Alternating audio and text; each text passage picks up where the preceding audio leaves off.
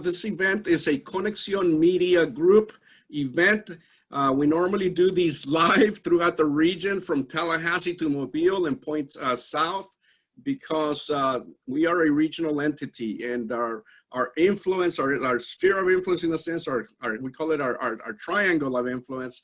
If you paint it, you can do Tallahassee to Mobile, point south to the Gulf, and then close that triangle, and every town that is in there that is of importance, you know, like the big cities of Panama City, Crestview, Tallahassee, Destin, Fort Walton, and others, and then towns in within that where the community of Hispanics is growing.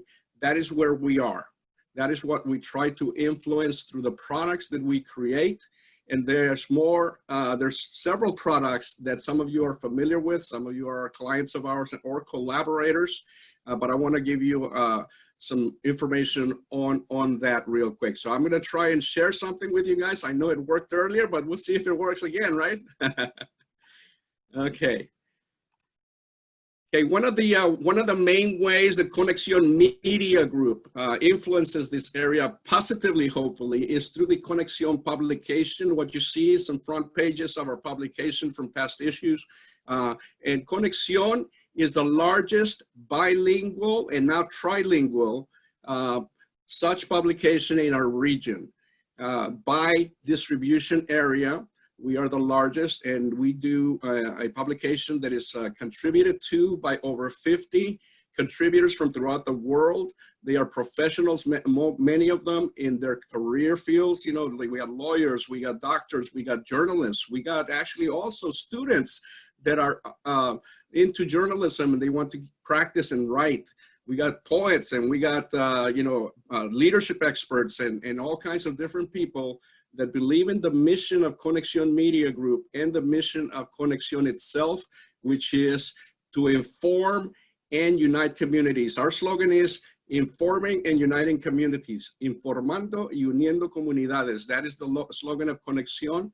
That is the primary. We print 4,000 copies of this. And the reason we print a hard copy, because many people ask us, why are you guys doing hard copy? Well, if hard copies were not important anymore, the Northwest Florida Daily News would not be publishing a hard copy, or the New York Times would not be publishing a hard copy. Hard copies are important. A lot of us like to read hard copies. And more importantly, the reason we publish it is because through collaboration, because that's the way we produce this product, we have collaborative agreements with different entities. Different entities support our mission, to include the Panhandle Area Educational Consortium.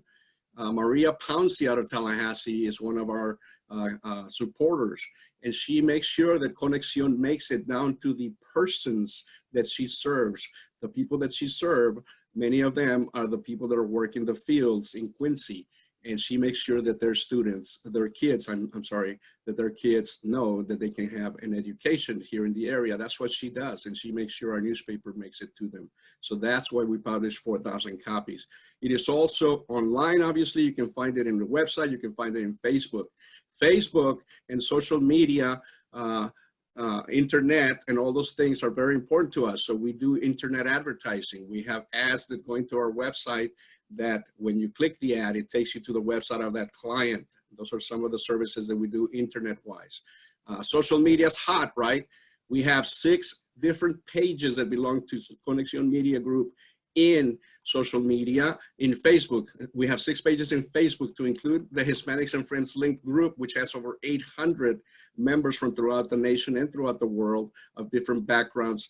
I'm talking about professionals, and I'm talking about business people, regular folk of different backgrounds also, because we're all about multicultural. Multicultural approach is what we do. We try to help people reach the Hispanic community, because we are Hispanics, the founders, but we also want you to reach the multicultural community of the region. And when I said trilingual earlier, I meant it because with a team of Brazilians from Destin who wanted to serve their community of Brazilians as it grows, they wanted to establish something to reach out to them. And one of them is a friend of mine, and she told me about it. I said, hey, I'll give you space in Conexion if you guys can make it happen and create the content that has to be in Portuguese. I speak Spanish, I speak English, but I don't speak Portuguese. So that team of ladies, they're all ladies, make happen the Brazilian connection part of Conexion. Again, social media, very important to us. So we are all over Facebook. We are in Instagram. We are in Twitter. We are in LinkedIn. So that's the social media part and internet part. Events.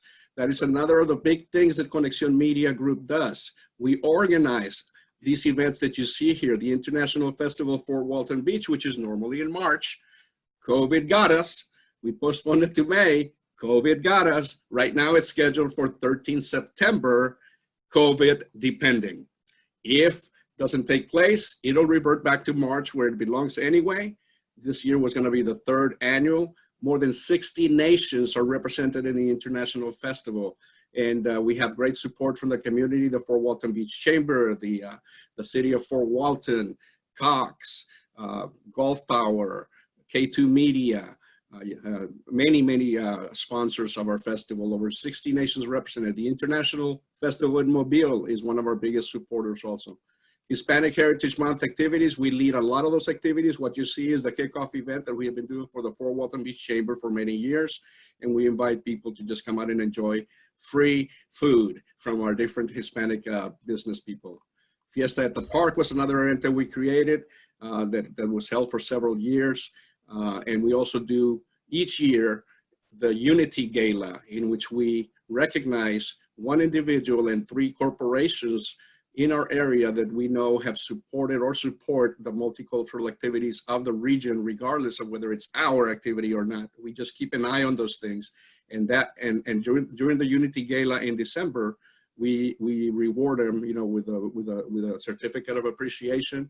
It's an awesome gala, Latin style with music and everything and food. But it is to recognize people that are doing great things for the multicultural committee. And I'm talking corporations and individuals. Making Connections, YouTube, right? This is a show that we record through Emerald Coast Television, and it is a show that is an interview show. We will record next week our show. We have 3 politicians that will come in for an interview, and we have a wonderful lady from El Paso, Texas, Juanita Gándara, who has done a great thing here in the recent past. I hope she joined us. She'll be talking about that if she did, about her project with anti-bullying.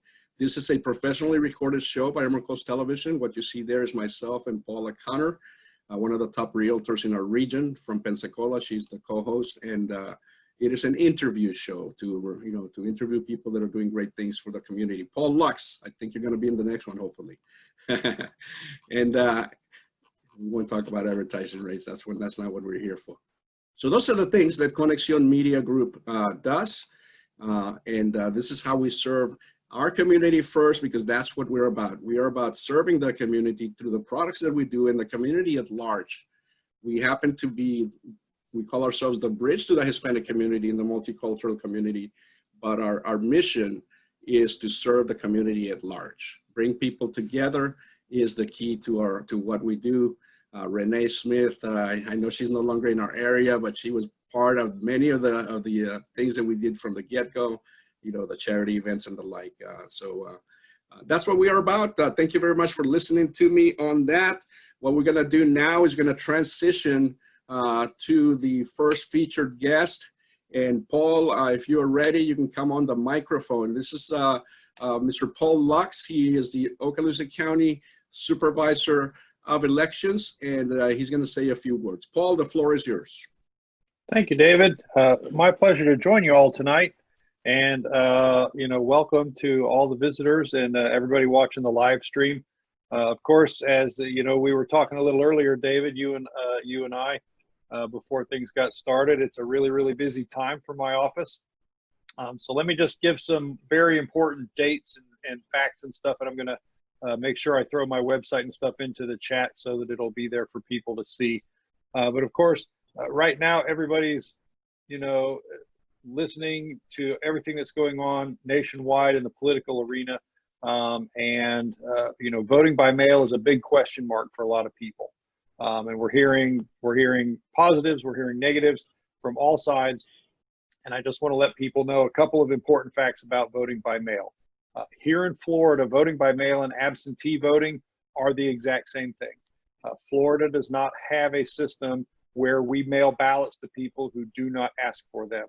So although we call it voting by mail because they actually changed our law and changed the word absentee in the law to say vote by mail.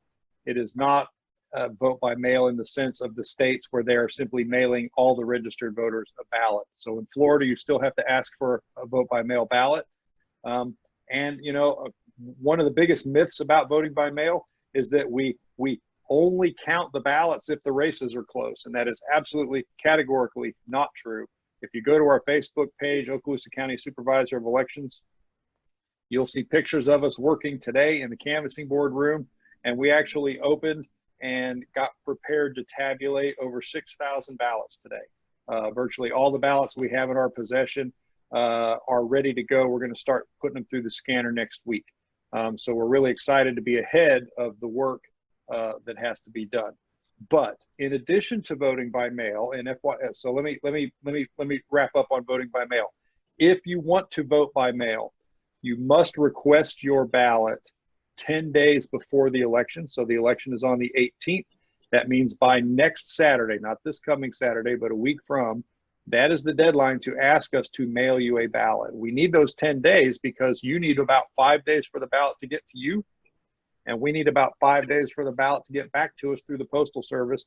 Of course, you can also always drop those ballots off at my offices in both Crestview and Shalimar. You can also drop vote by mail ballots off at any early voting site during early voting, which is a great segue into the next way you can vote. So will there or won't there be in-person voting with COVID-19 going on? The answer is absolutely there will be.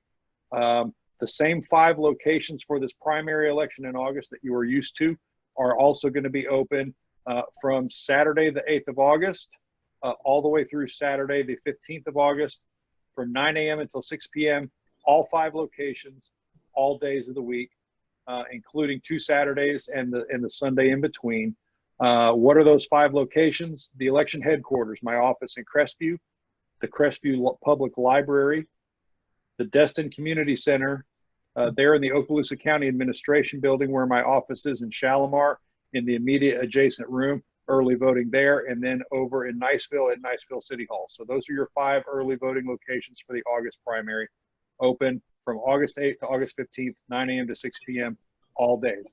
At each of those locations, there is a place where you can securely drop off your vote by mail ballots. So if you don't trust them to the Postal Service and you want to bring them in and drop them off, that's the perfect place to do it. And then if you miss early voting or you can't attend early voting, you've missed the opportunity to vote by mail, then the polling places will still be open on election day. Are we still scrambling to make sure we have enough poll workers? Absolutely. But thankfully, and thank all of the people who manage polling places or manage buildings that we use as polling places, they have all, with the exception of one facility that because of COVID, and it's a care facility, so we're not allowed to send poll workers in. So we will not be opening precinct 48, which is the Westwood at Meridian. Those folks will all have to vote by mail, but it's just the residents of that building that is its own precinct.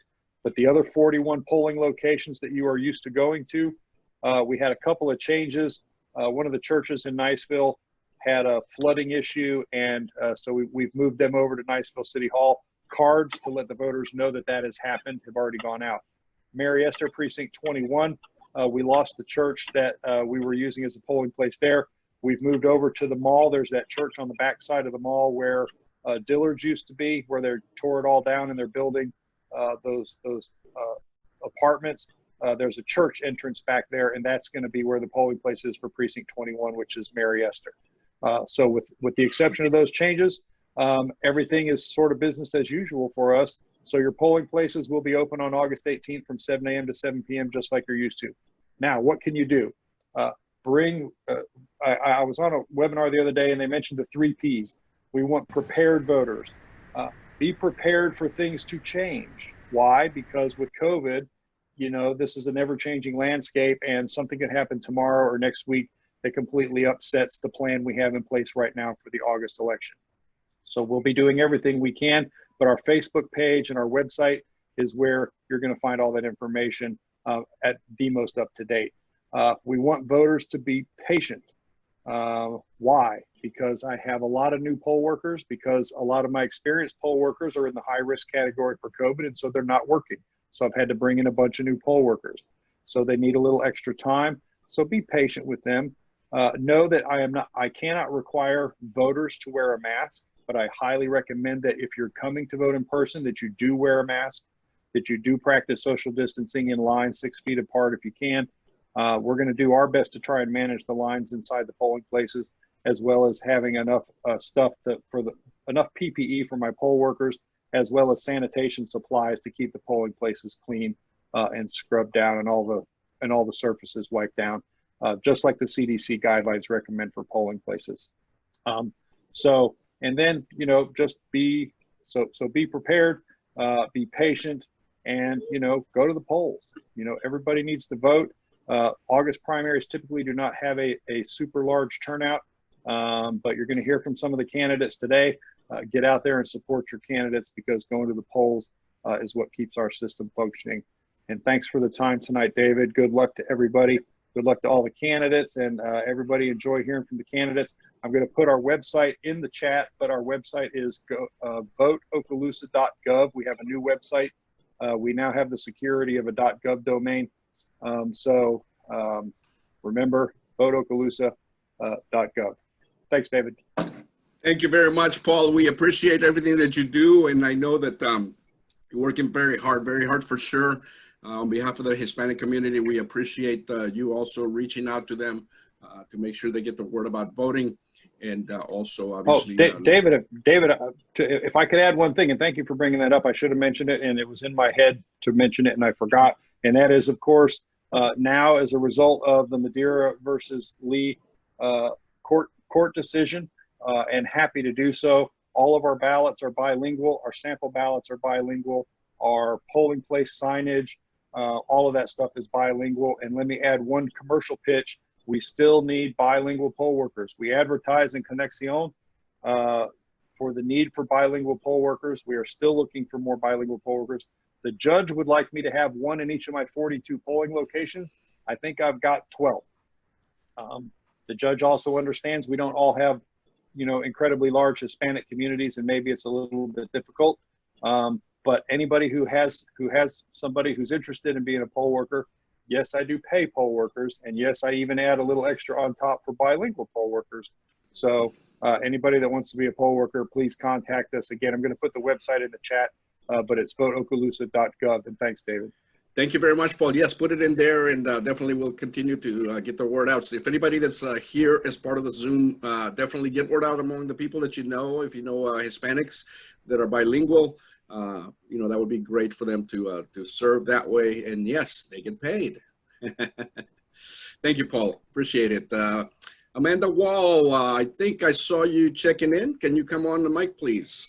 Yes, thank you, David, and thank you for giving me the opportunity to speak to the members of Conexion. I'm running for circuit judge in the 2nd Judicial Circuit. So this is the judicial circuit that includes Leon County, which is Tallahassee, and the surrounding 5 counties, Wakulla, Gadsden, Liberty, Jefferson, and Franklin counties. I am running for the seat that is currently occupied by Judge Charlie Dodson, who has been a judge here for many years, and he is retiring this year at the end of the year, and that's the seat that I'm running for. It's seat 4. I have 31 years of legal experience in Florida. I started off in 1989 down at the state attorney's office in Miami. I was hired by Janet Reno right out of law school, and worked down there for 5 years, 4.5 of which in felony prosecution, 2 of those years in a specialized unit for domestic violence prosecution. And then after that, I went to the Attorney General's office under Robert Butterworth and worked in civil litigation for representing the Department of Corrections and the Department of Insurance in civil tort liability cases. And then my husband and I moved up to Tallahassee 25 years ago. And I've worked in Tallahassee all the way from Pensacola to Jacksonville for the North Florida committees on the unlicensed practice of law under the Florida Bar as their counsel to all of those committees, advising and prosecuting cases. And then went into private practice, where I have practiced family law and mediation.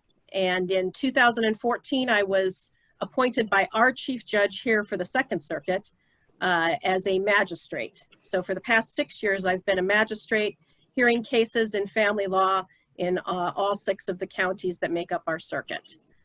So I appreciate the opportunity to be here today and introduce myself.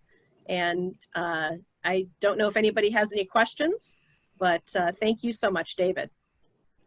Thank you very much, Amanda, for accepting to come in. And also, yes, if there's anyone that has any questions for any of the speakers, just come on the microphone and ask the question. We just ask that the questions be respectful, no gotcha questions. Just ask him a question about, the kind of things that you may want to know. Okay, so go ahead and, is there anyone that would like to ask a question of Amanda Wall or Paul Lux, who just spoke earlier also? Just come on the microphone if you would like to. And I can add also, David, for our circuit, I just wanted to clarify, our early voting starts actually this Monday on August the 3rd. Every area has a different rules with their supervisors of elections, and ours starts this Monday, August the 3rd, and it goes until August the 16th. Then there's one, a day in between, and we have the August the 18th election. Wonderful. Thank you very much for that piece of information. Thank you very much again for coming in. I hope you will stay with us. We're going to have other great speakers and guests. We're also going to have a magician that's going to come in from New York to wow you guys, because this is a networking event primarily. Pretty soon here, I'm going to open it up for some elevator speeches from those of you that are not participating directly in the program. So again, going once. Questions David, for Paul Lux or Amanda? David, I wanted to ask Paul a question. To Paul, okay. Deborah Desilets. Paul is a great contributor and friend from Tallahassee, and she has a question for you, Paul. Yes, Deborah. Paul, in the voting for the handicap, I'm concerned if there's special efforts being made for disability, for the disabled. So, of course, every one of our in-person voting facilities, following the 2002 Help America Vote Act, all facilities must have a means for voters to vote independently without assistance. And so, of course, all of our in-person voting facilities have, we use what they call the AutoMark device. So the voters are given the same ballot you and I get. It goes into a really expensive, big, heavy pencil that gives them a touch screen interface, an audio ballot if they need it, and the ability to interact with the ballot that way, and then it fills in the ovals for them, and then their ballot gets deposited in the same ballot box as everybody else. Absentee voting is a little bit trickier because obviously right now there is only one certified, and I say certified, only one approved product on the state market, and the approval only came week before last. So that doesn't give anybody a lot of time in the middle of a busy election cycle to try and set something like that up. So I know that the court case with the disability rights group out of Orlando was just settled yesterday. They reached a final settlement. There will be 5 large counties that are pilot counties for their product. Now, my county, we use an earlier version of that product. So the product that was just approved is called OmniBallot. We have been using the live ballot platform for absent military voters since 2012. So I believe our platform is handicap accessible, although I have not had anybody test the system, but I know that I am allowed to use it for in-county voters with disabilities. So if somebody needs that as an accommodation, I am happy to offer that in my county anyway, presuming that it works. I don't know that it has been officially approved for that process, but I do know when it was originally certified, I asked, what if the military family members using this system have accessibility needs? Will this system meet their requirements? And I was told, yes, it would. So although I don't have personal knowledge that somebody has used it that way, I do have a system in place that I feel probably is handicap accessible in case somebody needs it. Thank you. I'm an architect, and all of our facilities obviously meet ADA. I was just curious about the voting, and with the veterans having a lot of disabilities, I'm making sure that we're working with them. No, I'm right there with you, Deborah. Thank you, by the way. Thank you very much, Deborah. Thanks for joining us all the way from that other nation called Tallahassee. I'm just kidding, Amanda. I'm just kidding, Deborah. It is another nation. And good luck, Amanda. Thank you very much. Thank you. All right, last call for questions for Amanda Wall, running for Circuit Judge Group 4 in the Tallahassee area, or Paul Locks, the Supervisor of Elections for Okaloosa County. Come on the microphone if you have one. If you're not on right now, go ahead and mute your microphones, because we have a speaker screen on, which means you come on primarily on the main screen when you are hot on the mic. And some of you guys are sitting around just not doing anything right now. Like, but you're coming on the screen. Mute your microphones if you are not in the direct participation at this point. Okay, so any questions? No questions for Amanda? No questions for Paul? Okay. Wonderful. We're going to continue. And again, this is a business networking activity. Conexion Media Group organizes these events live throughout the region. Obviously, COVID-19 is in the way, and we don't want to expose anyone by doing mass events like that, you know, where a lot of people are close to each other kind of thing, as everybody's trying to avoid. And that's why we're doing these virtual. This is the 8th event we have done virtually since 1 April. Our events, this happens to be a networking event. Later today, we are going to announce a huge event for the celebration and the commemoration of the ratification of the 19th Amendment, women's suffrage, which takes place on, the celebration is on 18 August 2020, 100 years ago. You know, women finally got the right to vote after dozens of years of trying. Congratulations on them. Women Power, that's what that event is going to be. We're going to have an internationally renowned speaker do a presentation. Her name is Lynette Long. I'll give you her acumen here soon, and you're going to be impressed. And we're going to announce it officially here soon. So what we're going to do now is we're going to give the opportunity to 5 people to start with, and then later on we'll do others to come on for a 45-second to 1 minute elevator speech about who you are business-wise. And then if you are also an elected official, you can do so. And if you're not part of the 5-minute blocks that we selected for this session, but you are running for office, you can also do a 45-second to 1 minute elevator speech. And all we are asking, again, without meaning to insult anyone on the elected official piece, if you do come on, when you come on for your 5 minutes or your 45-second to 1 minute, please be respectful. If your challenger may be in the audience and or a speaker, we want this to be positive. It is not a political rally. It is for you to introduce yourselves to a business community and a leadership community of the region. Okay, so 5, if you want to come on, just go ahead and open your microphone if you're a business person and or a elected official for a 45-second to 1 minute elevator speech, and then I'll only allow 5 for now. We'll do more later. Go ahead and open your microphone and start speaking if you're ready. Good afternoon, David. This is Juanita Quiñones-Gándara from El Paso. Can you hear me? I can hear you loud and clear, Juanita. Welcome. Thank you. Thank you so very much for this opportunity, David. I really wanted to join you, and I'm glad I was able to.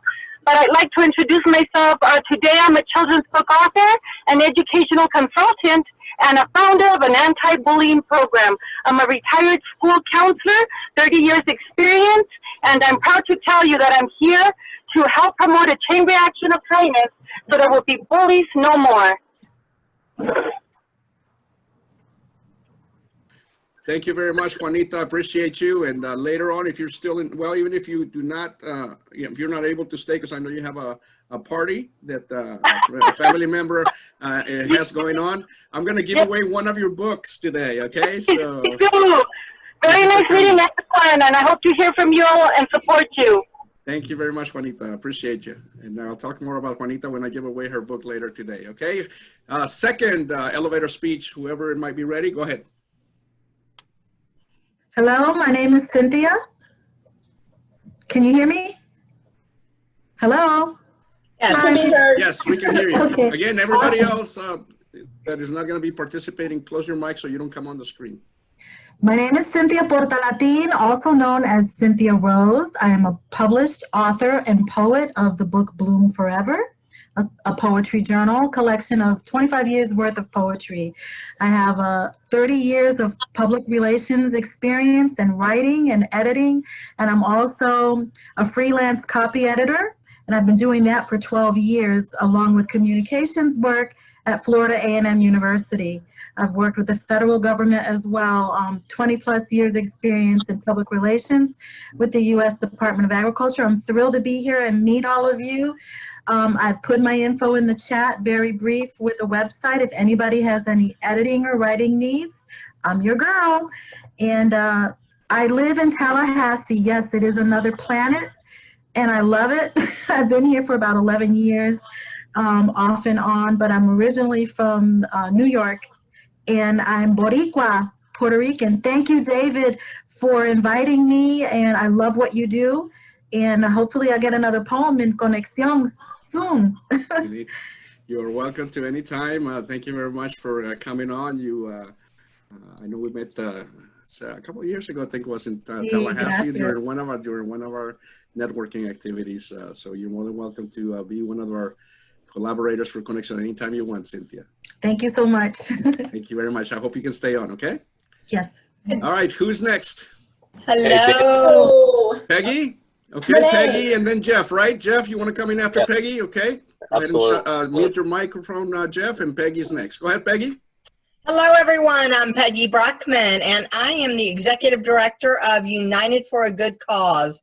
And so we work with all the youth of the area. So we cover everywhere on pretty much in the Emerald Coast market.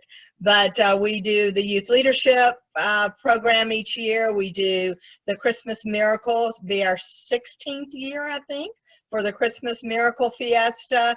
And this year we launched the new program called Hope Squad, which is a peer-to-peer suicide prevention program. We will be in 35 schools in Okaloosa County with the help of the community and the financial support of the community. So we're asking everyone to think about if you would like to support your schools and your students in suicide prevention. It is a major issue in Okaloosa County.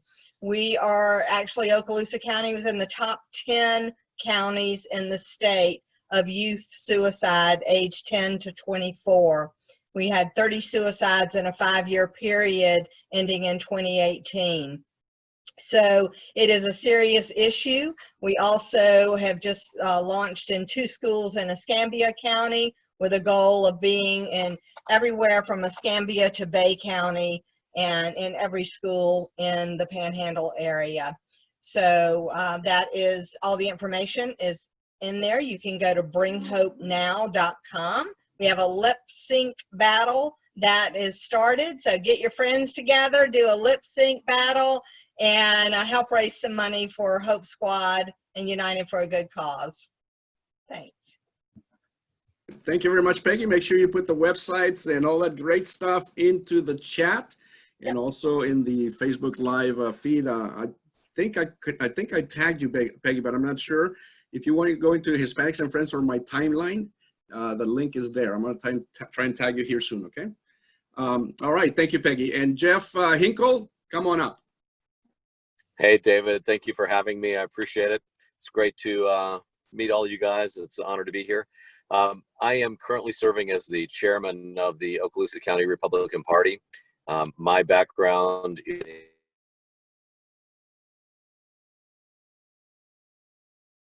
I've also worked for Fortune 500 companies before. I have a interesting link into the Hispanic community that David, you and I discussed the other night. My nuera, or daughter-in-law, is from Venezuela. She is living with my oldest son in Houston, and we have 2 grandchildren from them now, so we're super proud of them and so happy to have them. One, in fact, was born a couple of days ago, but I am running for the State House Representative seat here that Mel Ponder is vacating, and I'd like to bring a business perspective and background.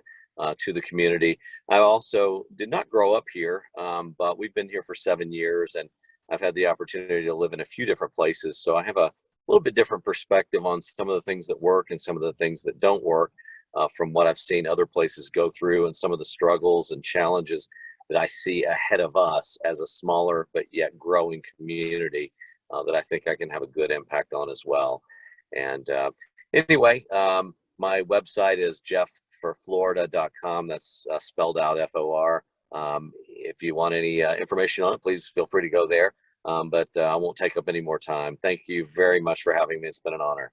Jeff, thank you for joining us from the car. Yes. You're out there driving around, I'm sure, doing the elected official candidate type of stuff, I'm sure. If you don't mind, yes, make sure that if you are able to chat, put your sites in there, and also find the Facebook Live feed through my page and or others that are floating around right now. And there's several dozen people in the watch party watching right now. So you guys are reaching a very wide audience right now.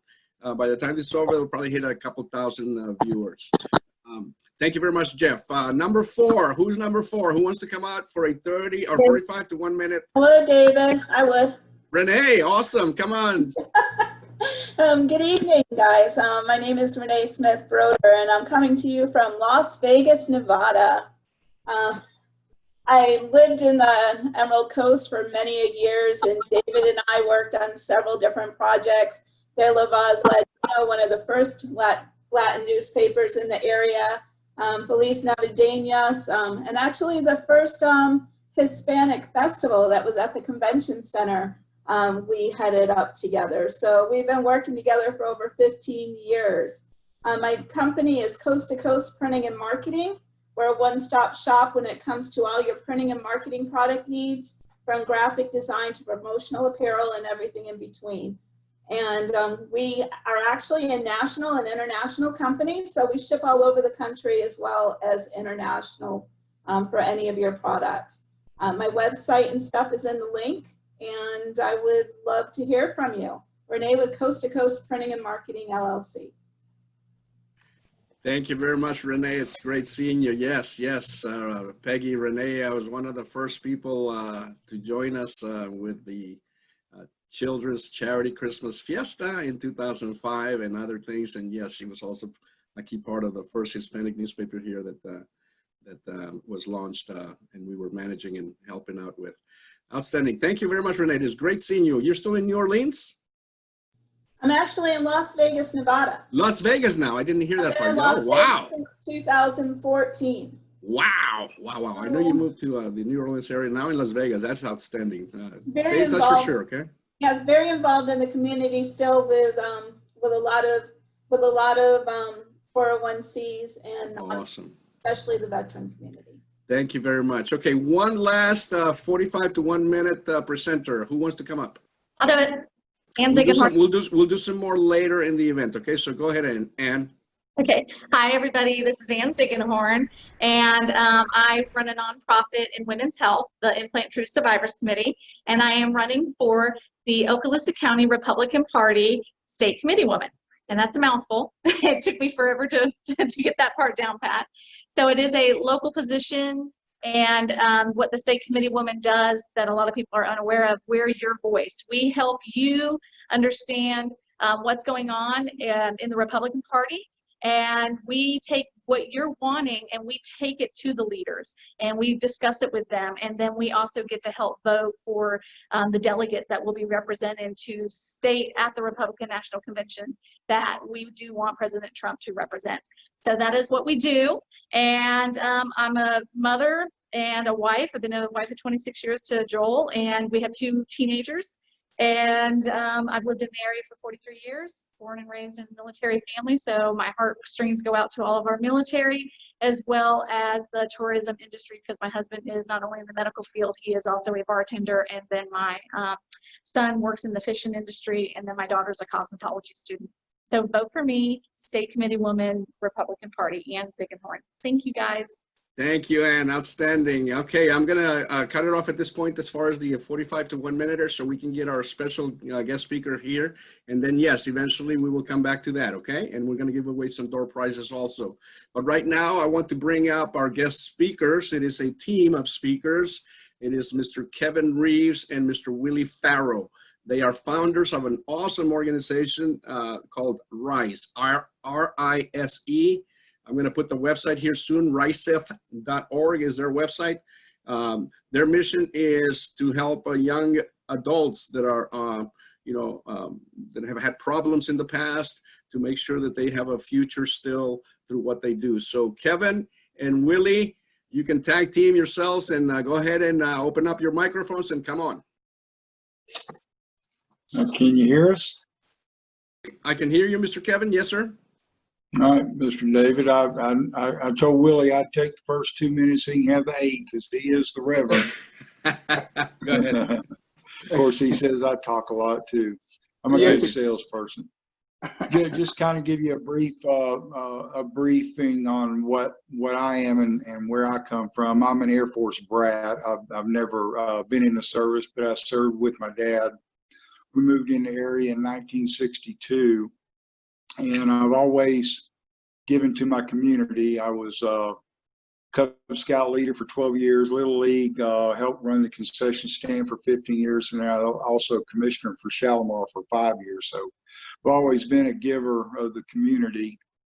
And I seen we had issues in our industry that I'm involved in. I'm a kitchen and bath guy in the Building Industry Association that I've sat on the board of directors for many years.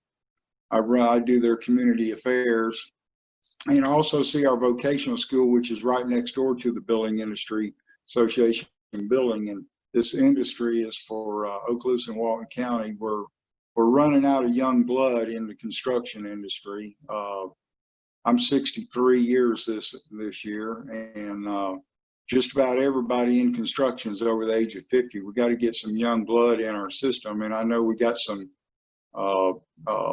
hard tests for these young people to pass to where they can make good money. And that's why I tell these young folks, if you can pass a drug test and have a good, clean driver's license, there's good paying jobs out there in the construction industry. Me and Willie kind of started out, we were kind of pinpointing trying to help DJJ kids, and then we thought, well, any at-risk kids, and then we started talking more and more, saying, well, we want to help any child. We're kind of like a navigational group, the RISE group. We're not even a year old yet, and I'm going to kind of give the floor to Willie after this. Just whatever you can do in life.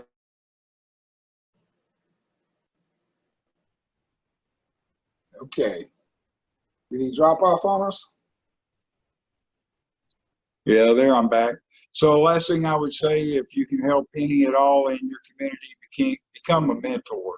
Help a young person. Willie, you can have it, buddy. All right, buddy. Let's see. Can you hear me now? Okay. I can hear you. All right, well, very good. Number one, Kevin and I came together, unlikely team, but we have had such a great time because really we see the need in the community from an economic development standpoint and an educational standpoint. We see ourselves as being, both of us are salespeople, really. Kevin is probably super of the salespeople. He's a tremendous salesman, does a great job in reaching out and touching everybody in the community. We thank God for him. But we saw a need, and we begin to look at that need in terms of what's taking place with our children. And as we're looking at our children, we say our children because we are all impacted by whether or not that they can find a productive place in the community. If we have a vacancy in the construction area, and we're looking at the construction area, and here in Okaloosa County, the average age for a construction worker right now is 56 years old. If the average age is 56 years old, in 10 years, most of the people who are now in construction will retire. That's going to leave a huge void. Many of our children who are not headed off to college don't see the $70,000 to $80,000 a year job that's available if he's can work or she can work in the construction industry. And most of you all I have worked with and known for some time. I smile and look backwards, and David Triana, I ran into him when United for a Good Cause was just a vision. And that was this guy who came on a radio show that Peggy Brockman and I hosted, which was Small Business Matters, that we did a radio program here in the area. And David came on, and she and David has remained together and continue to work. And so we understand that in this community, if we want to make a difference, we have to continue to work and transition those young people into a work environment. We've connected with the college, Northwest Florida State College, Workforce Development. They have a strong carpentry program, and we're looking for it. On Monday of next week, we'll be meeting together. Dr. Bill Allison indicates over there that they have about a $3.6 million grant. We want to help them in implementing that and reaching local youth and getting them actively involved. We're working with FAMU as well, and FAMU has a huge effort that's out of Tallahassee, where they are looking to do community development work. So we are constantly looking for ways to bring people together. The reason we say that we're navigators because we want to help everybody else who are involved in helping children. We're not looking to take the lead. We simply want to use the talent and skills that we have for the benefit of our community. So we purposely made the decision that we were founders and navigators. We want to show people where the resources are, help them locate the resources that they need so that they will have an opportunity to change or re-enter the workplace. Because one thing that we also observed in our research and looking is that we did not have a transition program for children who are aging out of foster care. So our long-range goals is to have a transition home in this area, because there is not a transition home between here and Tampa. There was one in Panama City that was about 4 or 5 years ago, but Hurricane Michael took care of that. So we need a transition home, because when children age out of foster care at 18 years old, they have nowhere really to go. And if you look at the housing market, where the average housing cost of a small apartment is from $900 to $1,500 a month, where then do these young people go? So we've taken that on as a part of our initiative. We understand that Children in Crisis has homes over there, but they have 8, I think, for this entire community that they can do transitions for young people who are actively and still in school. So our goal is to put together everything and everybody that we know. Kevin has dealt with the banking industry. I've dealt with the banking industry. I've dealt with the public relations industry, and I've dealt with the education community. I was over at Northwest Florida State College, taught in the business division, and ended up chairing the business division for 4 years. So we want to utilize our collective talents to create opportunities for people in our community, because we realize that if we do not, we will take care of them one way or the other. We will either take care of them and help them locate a way to take care of themselves, or we handle it inside of the criminal justice system. One produces outcome and the other ones doesn't. So we want to be able to help anybody become an active member of the community that we can. And that would be our elevator speech that we have today for what we do. There are so many great parts that is constantly moving, because we are constantly working with every organization everywhere. I have my shirt on, and I went back and put it on. And what we have is that we want to, we're not concerned about whether they are white, black, male, or female, nor from the north, from the south. If they are members of our community, we want to make them productive members of the community, and that's our primary goal. So thank you, David, for giving us an opportunity to talk about RISE today. You can find us at www.riseth.org. You can find the information there on our organization and what we are doing and how we're doing it. We will continue to do that. We also have the Building Industry Association has us on their Facebook. So we have an active Facebook through the building industry that if you want to become a friend of RISE, you can go to RISE on Facebook, RISETH on Facebook. You can become a volunteer. You can become a mentor. You can help any way that you choose. So whether you wanted to make a donation of product, because if it's product, if it's funds, if it's time, we're interested in anybody who cares about what's happening to children in this community. Thank you so much, David. Thank you very much, Willie. Thank you very much, Kevin. Great job that you guys are doing with RISE, and we wish you the best of success. We also ask everyone that's listening to what you guys are doing here through Zoom to follow up with you guys and hopefully get involved. And also the people that are listening through Facebook Live. We have several dozen people that are listening to the private party that I'm hosting, in a sense. So thank you very much. We have a couple other guests coming up right here. Richard Johnson, if you are ready. Richard Johnson is a candidate for the Okaloosa County Commission, District 5. And then Mike Siege, I know you are up. What I'm going to do is I'm going to get Richard in here, and then followed by Wayne Harris, because I know Wayne is visiting family in Alabama, and I want to make sure that he gets in here as soon as possible. And then Mike Siege from Buffalo, New York, our magician. You will follow Mr. Harris. Okay, Mike? Come on up, Mike, and you mean make Rich? yourself appear. Mike Siege. Okay. We saw him. I saw him. I thought I saw him. He's a magician. No, Rich, you are up next. Okay, Rich Johnson, again, candidate for the Okaloosa County Commission District 5. The floor is yours. 5 minutes, sir. Well, thank you, everybody. First of all, and thank you, David, for inviting me to come here tonight. What an opportunity to get a chance to speak to so many great people of the community, and what y'all are doing, what you have described is I'm thrilled to hear about. So, yes, I'm Rich Johnson. I'm running for County Commission District 5. I live and work here in Niceville. I've been living in Okaloosa County for about 26 years. When I moved here, I didn't know anybody. I didn't have any family, and I met my wife shortly after moving here, and we've been married for now 22 years. We have 3 girls.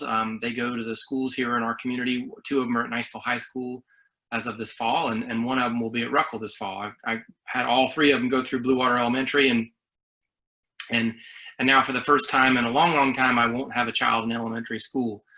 While I've been in those schools, I've been serving on the SAC committee for Blue Water and Niceville High School for a long, long time. I've lost track of the years that I've been doing that. I'm so grateful to have access to wonderful schools in our community. So I'm an attorney. I have a title company with 3 different offices and around the Emerald Coast, and I've been building residential subdivisions for about 20 plus years as well. Grew up in Alabama, went to Auburn, War Eagle, if anybody's out there. And when I finished law school, I got a job here 26 years ago, stayed here ever since, and Okaloosa County has been such a blessing to me. I'm thrilled to be here. Never really had any particular interest in running for office until the seat came open. Kelly Wines decided not to run for re-election again, and it sounded like a great idea. I spent a couple weeks thinking and praying and trying to discern whether it was the right choice for our family and for what it is that I wanted to do for the community. And it seemed like a win-win. It's worth the effort. It is worth working for the community. And this is something that I'm passionate about. So happy to get involved. And I've enjoyed every minute of the campaign. Things like this, getting a chance to talk to the community. What a wonderful opportunity. Look, I am a successful businessman. I've been building roads and building residential subdivisions for 22 years. I've been managing my own budgets. I've been spending my own money. Infrastructure is a big part of the campaign. Obviously, 9 months ago, 12 months ago, 11 months ago, whenever it was that I decided to jump into this race, COVID wasn't an issue. But jobs, infrastructure, and fiscal responsibility was then, and it remains so today, even more so. COVID just highlighted those things. We've got to get our community back to work, and since I've had some experience in creating jobs and managing people and managing budgets, I feel like I'm qualified to do this job, and I'm asking for your support, and I'd be honored by your support. The other thing that was sort of unique about the circumstances of COVID that wasn't quite so obvious maybe 8 or 9 months ago is that limited governments is something that maybe folks have lost sight of or have ignored, and maybe didn't think local politics would be so critical in this regard. And I am a conservative Republican, and I understand that our government is limited, and it is limited by the consent of the governed, and we are the governed. We as individuals are sovereign, and we consent to our government having its power, and that power is limited by our wonderful Constitution. And so those are things that I would bring to the County Commission if I'm honored to serve for you. If anybody has any questions, I'd be happy to answer them. That's a little bit about me, and I appreciate this time today. Thank you so much. Thank you very much, Richard. We appreciate you coming on, and thank you for what you're doing. Thank you for running. Everybody that's running, you know, takes a huge responsibility, time out of their careers, to their family, you know, money, all those kind of things. So it's a very, we all gotta definitely acknowledge and respect everyone that is out there running. So we thank you for that, Rich, and also we thank you for supporting us and coming on here, talking to the audience here in Zoom, and the much larger audience that is out there listening through Facebook Live and listening to the candidates. Wayne Harris will be coming up soon, but I'm going to open it up real quick. Does anyone have any questions for Mr. Richard Johnson? Coming up on the microphone if you do. Okay, no questions. If you think about one, we'll open it up after Mr. Wayne Harris comes on. Wayne, if you don't mind, come on up now. I know we're jumping Mike Siege, the magician. But I want to get you on because I know you are visiting family and you're very busy down there. Okay. Can you hear me, David? All right. Yes, sir. I got you, Wayne. Very good. Go ahead. Thank you. I am visiting my grandkids and great-grandkids in Athens, Alabama right now. I want to thank you, David, and Conexion Media Group for their opportunity to get on the air with you folks, and I appreciate that. I want to divert myself a little bit and say something real important that I think is important, and maybe take away from my time, but you've got two guests on your broadcast tonight. It's Willie Farrell and Peggy Brockman. I've known them for years. You can't find two greater people in our community that has done more for our community than these two people. I am honored to call them friend, and I thank them for being on this broadcast, and I thank them for what they do for our community. So Peggy, Willie, how you doing, guys? I haven't seen you in a while, but thank you very much for what you're doing. Rather than spending a lot of time talking about me, I want to tell you, the best thing I can tell you is, without going into great detail, I am a politician, so I tend to talk a little bit more than I should. And I get 2 ears and 1 mouth, and I run both. I want to tell you that my webpage is www.vote4wayne.com, and my Facebook page is Vote for Wayne, and my personal page is Wayne Harris. And most importantly, my phone number, if anybody has any questions, since we don't have a lot of time tonight, and I don't want to take away your time, David, is 850-865-9292. That's 850-865-9292. A little bit about myself. Married 41 years to my wife, Suzanne. I have 3 kids, 3 grown adults, 6 grandkids, 3 great-grandkids. I spent 27 years in the Air Force, 15 years as Chamber of Commerce Director in Crestview. I've owned 6 businesses, and quite honestly, the best thing I can say is the reason I'm running, and David and I have talked about this when we did that great interview that you did, David, and that is you have to have a passion, you have to have a purpose to get out of bed in the morning, and you can make all the money in the world, but if you don't have a purpose to do that, and I mean a purpose that serves your community like Willie and Peggy do, you don't have a purpose to do the things that are right in God's words, then go back and do money or whatever you need to do. But for me, having a purpose to get out of bed in the morning is why I'm running for office. And I hope that you'll vote for Wayne Harris on August 18th or before for County Commissioner District 1. And David, that's all I've got to say. I just want to thank you for the opportunity. I want to get out and visit my grandkids now, my great-grandkids, if you don't mind. So I'm gonna let you go. If anybody has any questions, I'll hold on for a minute or two. Wayne, thank you very much for coming on. I know you're visiting family, and I hope everything is going great over there. It's always good to visit family, as we know, right? Yeah. Charges the batteries. That's what we're all about, family. If we got them, that's what counts in life. Outstanding, and we thank you again for working with us here and helping you as much as we can with outreach to the multicultural community that we serve. And yeah, you did a great job in the interview. Thank you. No, you guys just asked the questions.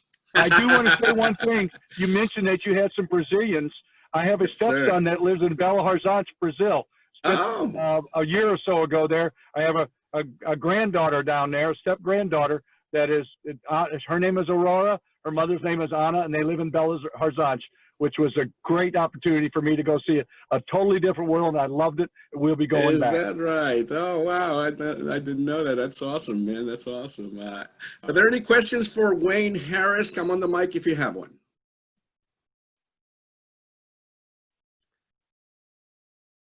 I want to thank your wife for her letter. Oh, thank you. I appreciate the comment. She did a good job, didn't she? Yeah, she did a great job. I'm like, who is this? But it was very, very sweet and heartfelt. So I appreciate that.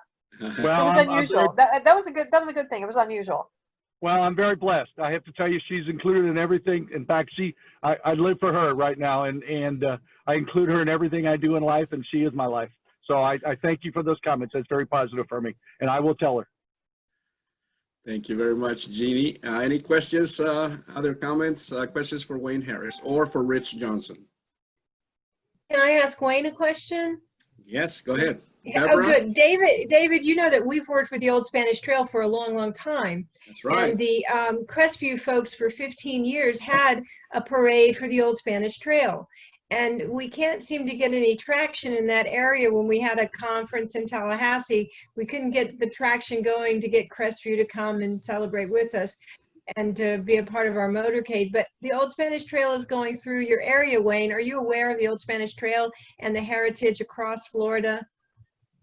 Very much so. When I was chamber director, that's one of the first things that I looked into. One of the neat things was I was able to go through all the historic documents that the chamber that was created in 1956, which was still part of the Old Spanish Trail. We've got a park named after the Old Spanish Trail, and it's a long historic parade and event. However, a number of years ago, I think the people that were really in it have gotten old or passed, and there's just, I guess there's just no energy for it. I think it's a phenomenal opportunity, and I would love to see it happen again because you've got a lot of history, especially in the Crestview area with the Old Spanish Trail. I mean, we got streets and parks and everything you can think of named after the Old Spanish Trail. In fact, our first barbecue festival that the chamber put on was at the Old Spanish Trail Park.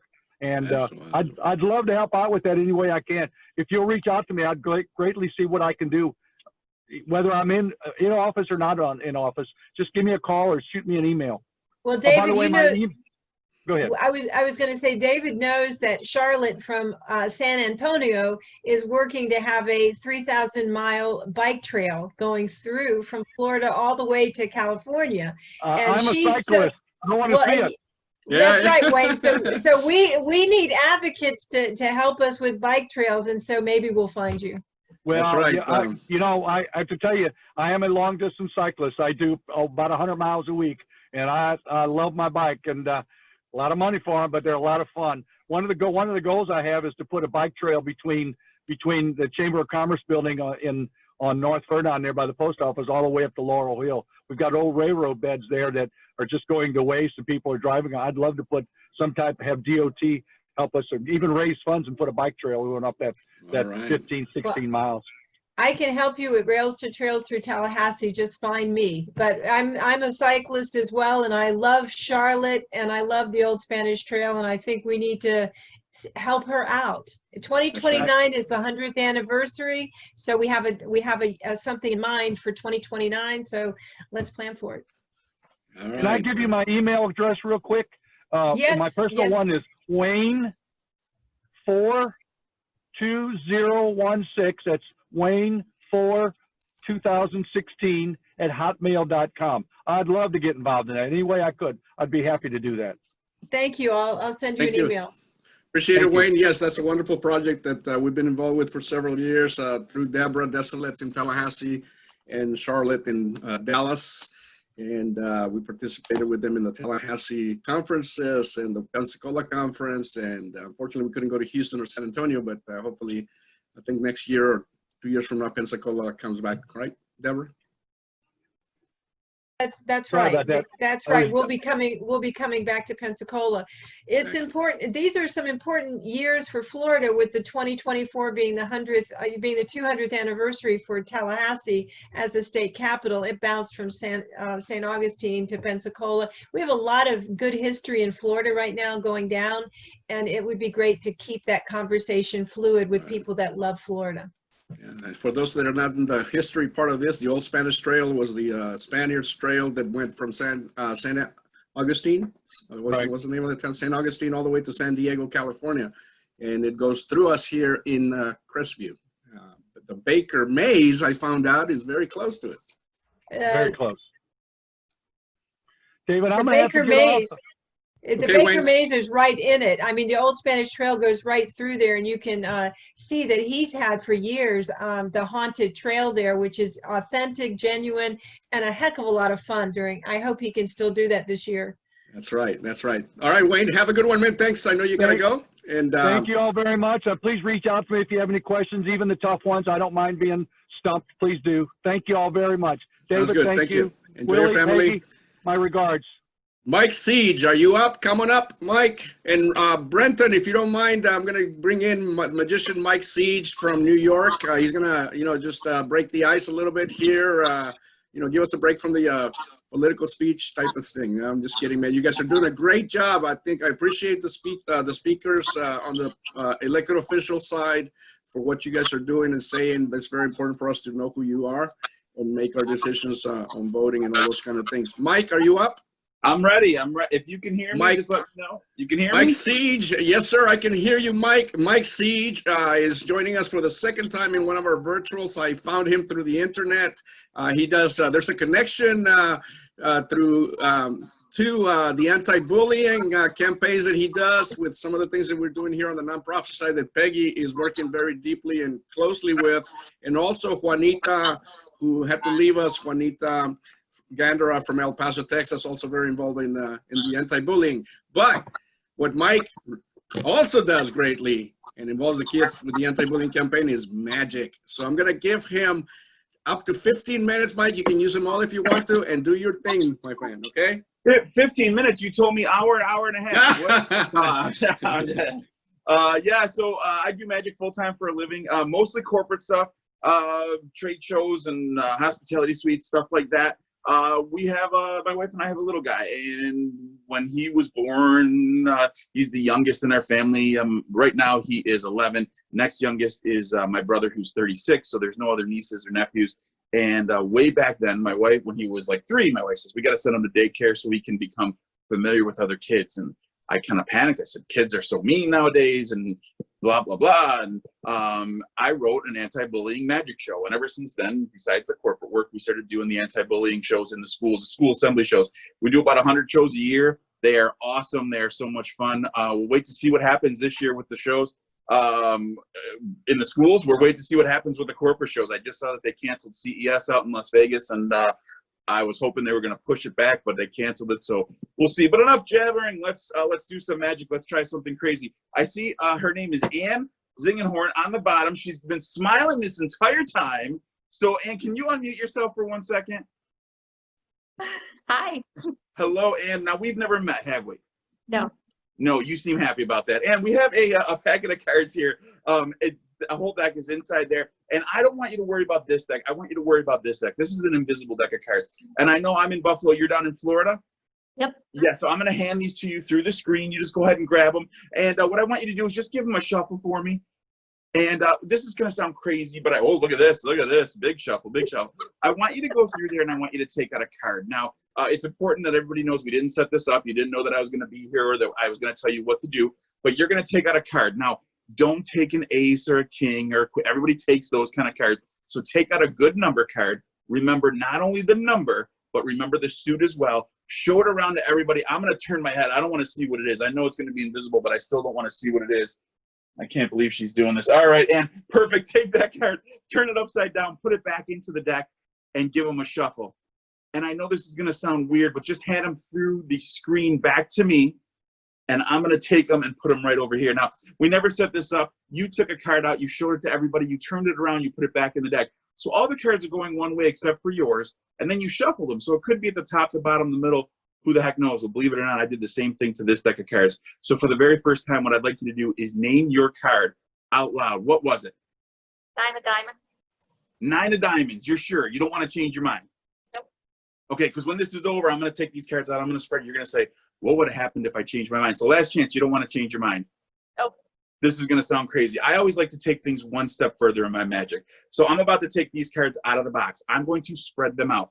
All the cards are going to be going one way, except for one. It's going to be going the other way, and it's going to be the 9 of diamonds. But I'm going to magically make it look like the Jack of Hearts. So watch. No, I'm just teasing. I'm just teasing. Watch this. Hands are empty. You see every single card, except here, there's one going the opposite way. Every card is going one way. I'm glad I didn't ask anybody else. I'm glad I asked you, because we put one card in that deck, and that was the 9 of diamonds. I don't know how the heck that happens. That was crazy. Go ahead and mute yourself back up. Thank you so much. Look at Lily. Lily's up in the top. She's laughing. Lily, go ahead. You don't have to clap. Unmute yourself, Lily. Let's try something crazy. Go ahead. Can you unmute yourself, Lily, or no? Yes. All right. Hello. How are you? Fine, thank you. Hello. Very good. Now, this is going to sound crazy. We have a piece of cardboard here, and this is a real simple trick, and I'm just writing something down here on this cardboard. Now, Lily, yes or no, do you know what I wrote on this cardboard? Yes or no? No, I don't know what it is. Yeah, no, you were right. You were, no, I'm just kidding. Now, I want to show you something cool. I pulled this out, and I'm going to kick my chair off to the side here. Before we started, when David asked me a couple weeks ago to come on, I had this idea, and I don't know why, but I wrote down these numbers. Now, these numbers are right here, and if you have a piece of paper and a pen at home, if you want to do this along with me, it'd be awesome. You don't have to. You can watch with me, and that goes for everybody. If everybody has a pen and a piece of paper. If you don't worry about it. But Lily, what I'd like to do with you is I'd like to create a number that is 1 in a million. So Lily, I'm going to put a big 1 in the upper left corner if you want to do the same thing for your paper. Yeah. And then I need you to give me a number between 1 and 9. Go ahead, give me a number between 1 and 9. I need to tell it to you or in my mind? You can tell me out loud so I can write it down. Number between 1 and 9. 7. 7. We're going to put a big 7. Everybody put a 7 next to your 1. Go ahead. You can mute yourself back up. And I know we just used you, but you're on my screen. You're flashing around. Can you give me a number between 1 and 9? 9. 9. Oh, that's a good one. Go ahead. Let's put that 9 down next to the 7. David, I know you're there somewhere. Can you give me a number between 1 and 9? 3. 3. Perfect. Everybody put a 3 next to that 9. I know we had, let me see here if I swipe really quick. I don't want my camera to fall out. Let's see. Oh, that's what I was afraid was going to happen. Let's see. How about Gabriel? Gabriel, can you give me a number between 1 and 9? 4. 4. Everybody put a 4, and I got room for 1 more. And how about our friend Renee? I see her down at the bottom. Renee, hit me with a number between 1 and 9. 2. 2. Everybody put a 2. So at the top of your paper, you should have 179342. And I'm going to leave it just like that. Now, I have these other numbers here, and these are the numbers that I had written down before this even started. I'm going to hold them up. You can write them down underneath this number. But here's what I want you to do. Let me write them down first so you can see how I want them written down. The first one is 23845. 23845. So here's what you're going to do. If you have a paper, you just want to write down 23845, and I'm going to hold that up so you can see 23845, and you write it down right underneath, just like that. The next one, we're going to do this fast because I know we only have a short amount of time. The next one is 34532. 34532. So same thing, you want to write that down. 34532, just like that. I'll give everybody a second to catch up. The next one is 68231. 68231. So you want to write that down. just like that. And the last one, oh, the last one's another big one. It is 52734, 52734. And this is what I find amazing. Now, before this all started, our friends Ann and Lily and David and everybody gave me this number up here. That's 179342. These were the numbers that I had written down on the piece of paper. You wrote them down with me. Watch this. This is pretty cool. I hope this works out. I'll do it quick. You add along with me. 5 plus 2 is 7, plus 1 is 8, plus 4 is 12. Put down the 2. The 1 plus 3 is 8. 8 plus 3 is 11. 11 plus 3 is 14. Put down the 4, carry the 1. 1 and 8 is 9. 9 and 5 is 14. Plus 2 is 16. Plus 7 is 23. Put down the 3, carry the 2. 2 and 3 is 5. 5 and 4 is 9. 9 and 8 is 17. Plus 2 is 19. Carry the 1. 1 and 2 is 3. 3 and 3 is 6. 6 and 6 is 12. Plus 5 is 7. That's 179342. And it looks an awful lot like the numbers that you guys gave me. How the heck did that happen? I have no idea. Now you have this in front of you. You can double, triple, quadruple check it. It's always going to be the same. I'm just telling you that. Lily, oh, she's clapping. She's Lily. That's awesome, man. All right. All right. So we have 2 more quick things to do for you. I'm a big card guy. I love card tricks. I love everything to do with card tricks. There's a place here. Well, there used to be a place here in Buffalo, and I'm going to show you this real quick. We'll do a real quick trick. How about our friend? And I see her. She's on my screen now. Cynthia, are you busy or no? If you're busy, I understand. But if you can unmute yourself, if you can't. Hello, Cynthia. All different deck of cards. Do me a favor. Just say stop for me. You ready? Say stop. Stop. Right there. And I'm holding this up now. I can't see it. I'm using an iPhone, so I'm holding this up to the screen. So remember that card. Everybody remember that card, whatever it is. And this goes here. We're going to put it into the middle. And we need, let's see.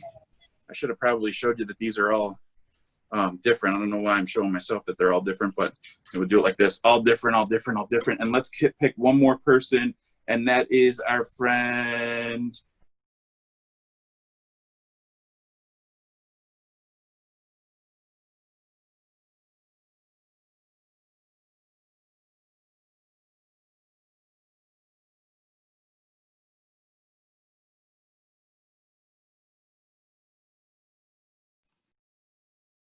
Hey, Mike, we can't hear you.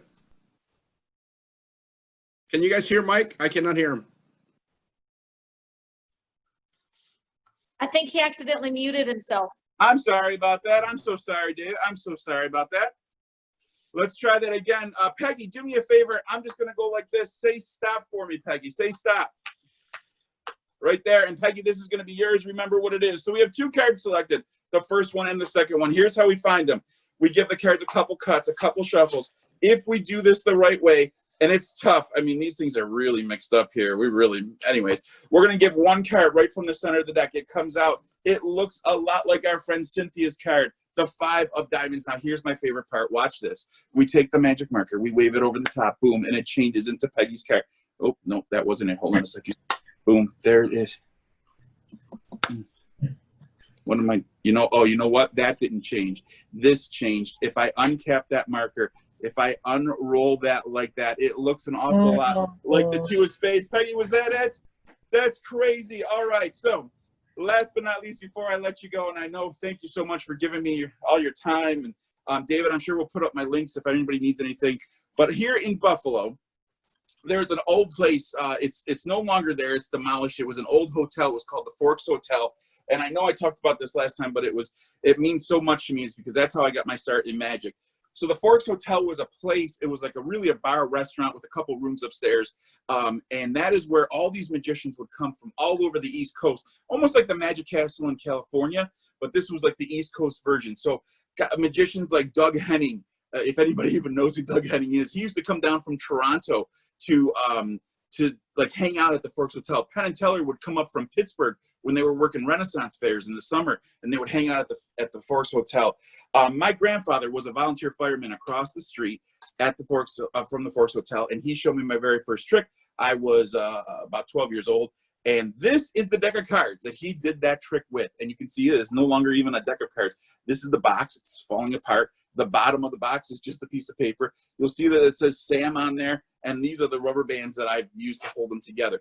This was the very first trick that I ever saw. I used to go to my grandparents' house on the weekends, and I would do yard work. And when my parents would drop me off, I would do yard work for a little while. Then my grandparents would tell me to come in. We'd play cards. We'd watch TV. They'd make lunch, and we just had a whole bunch of fun. But one day, Grandpa did this, and ever since then, I've been hooked in magic.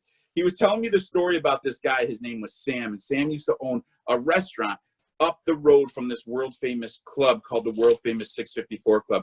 And this is how Grandpa told the story. He said one day he was minding his own business, Sam was, and all of a sudden the doors opened up wide, and in walked 4 guys that were dressed like kings. They said, Sam, this is a heck of a place.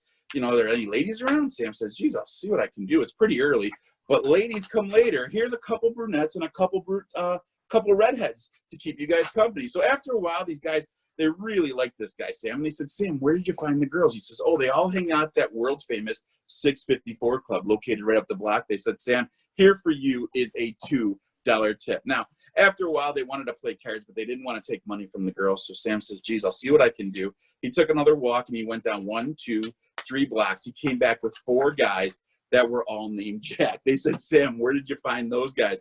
He says, I found them down at that world famous 654 Club located right up the block. They said, here's another $2 tip. Now, they really weren't good card players, and they started to lose some money. And they said, Sam, you know what? We have a $40 check. Cash this check. Give us a couple 20s. He says, it's way too early for 20s. I can give you 4 10s. Would that work? They go, that'll do. Here, take $2 as a tip. Now, after the guys left, they really wanted to learn more about this guy, Sam. They wanted to find out what exactly he was from. They said, hey, you know what? We like you, Sam. We guess you're relatively a young guy, around 38. He says, you're close. I'm 39. They said, do you live here in town? He says, oh, no, I live at 3789 West 6th Street. They said, do you gamble? He says, I gamble all the time at that world famous 654 Club. They said, you must see some great hands. And he says, yes, I saw some great hands. Last week I was there. There was a girl there named Ann. She had 3 7s and a pair of 9s. They go, whoa, full house. She had to have one. I said, no. Sitting across the table from her was a girl named Lily. Lily had 3 aces and a pair of 8s. They go, what a better full house. She had to have won the pot. Said, no, believe it or not, there was a guy there named David. He kind of was running the whole entire show. David won the game with an ace through 5 straight flush. And that is the story of Sam and his restaurant. So we hope that you guys had fun. I hope that we brought a little entertainment to you for a little bit. David, I cannot thank you enough. I have so much fun with these things, and I have so much fun with you. And truly, like I told you on the phone and when we talk email and everything else, anything you guys ever need, truly, when you contacted me a couple months ago, this has been a great connection, and I hopefully we can get down to Florida and meet in person. And we do some schools down in Charlotte County down there. So I would love to hopefully someday get over to where you guys are and do some magic for you guys in person and have some fun. For sure, Michael. And oh man, that was wonderful. That all the tricks were awesome, but the last one, oh wow! Thank you. Hey, ladies and gentlemen, round of applause for Mike C. Again, joining us all the way from Buffalo, New York, and I highly recommend. You think about him, obviously for the virtual activities that may be going on in the meantime here while COVID's still with us, and then in the future when you need a good magician to come down to Florida from the north, I'm sure he'll appreciate it, especially if it's in the winter time. Yeah, every day in Buffalo. Last time we were talking was in April, and I was telling you that we were still at the time when we talked in April. I think it was April. Yeah, I was telling you that no, it was beginning of May, I think, and it was still, we were down in the 40s. We have switched since changed. Obviously, we are hot and humid. Not as hot and humid as you're in the 45s. Well, yeah. They said that we've been up in the high 80s, low 90s, and I think next week they said we should go back to normal and be mid 80s. So that the thin-blooded people, or we're appreciating the cool temperatures coming over the Yes, next couple of days. and we hope to have you down here in Florida in the near future there, Mike, for sure, man. We're Awesome. thinking about that. I'm going to connect you also to Juanita Gándara from El Paso. Yes. Doing some great stuff with anti-bullying. Thank you very much, Michael. Thanks for joining us. Brenton, are you up? Thank you, man. Thank you. Thank you. I am.